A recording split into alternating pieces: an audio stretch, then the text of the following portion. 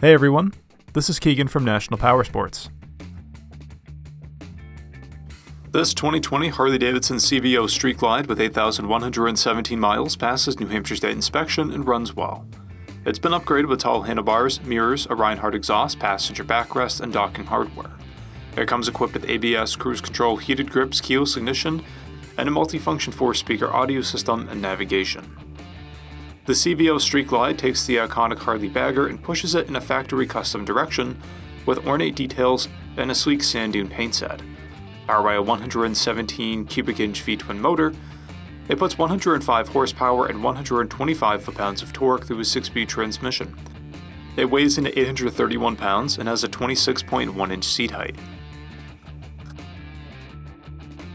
To see everything we know about this vehicle, including full mechanical and cosmetic condition reports, the service repair order, high-resolution photos, and more, please review the listing on our website. We have also purchased the CycleCheck's Vehicle History Report. You can view this report by clicking the link on the right side of the video.